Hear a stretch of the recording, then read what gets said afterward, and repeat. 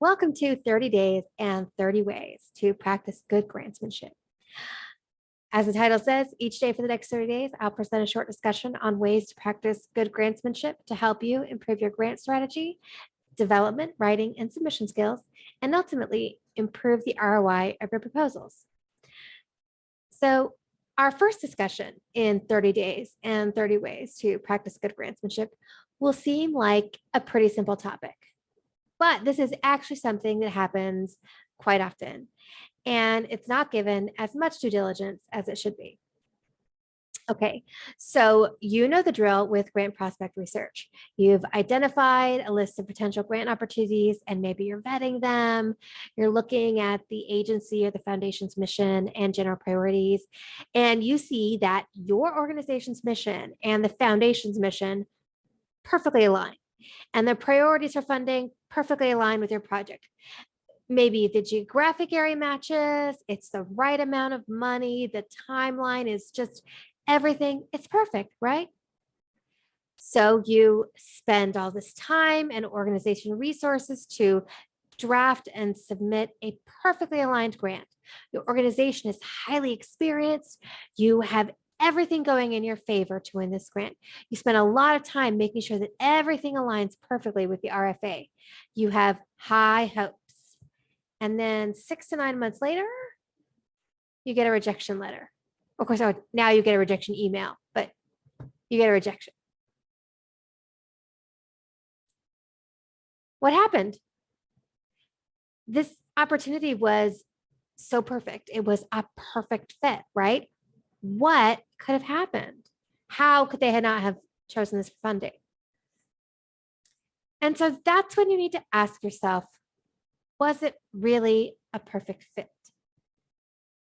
You see, sometimes we get overzealous because the RFA itself really seems absolutely perfect for what our organization does. But I'm going to give this to you straight. Sometimes the agency is paying lip service through an RFA to an idea, a legislative idea, or it's intended to check a box in a funding process that's not as open as you might think. And it's important to make sure you use a variety of data points in evaluating the fit of a grant opportunity. And the data point that I see often overlooked is reviewing the previously funded grants. You need to review the previously funded grants to see what was funded, what were the projects, and for how much money. You need to analyze the previously funded grants to compare the amount of new funding awarded versus renewals, or maybe it's not technically like a renewal, but it's the same organization getting funded year after year. And the organization, the foundation or agency, they fund the same 5 organizations every year for the past 20 years, regardless of how their funding priorities change. And another thing to look out for is when a completely new organization or RFA comes out that has never been funded before. And understanding the increased risk of having a lack of data points to be able to assess the viability of applying to that grant opportunity and what the ROI might be. This happens with federal agencies when new RFAs come out. And in fact, recently a new coalition that is funding research at kidney transplant came out, and they developed this RFA for funding.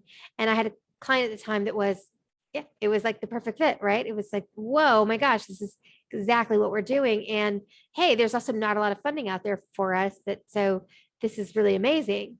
And again, it's a question of what's the risk of the unknowns, what's between the lines of the RFP.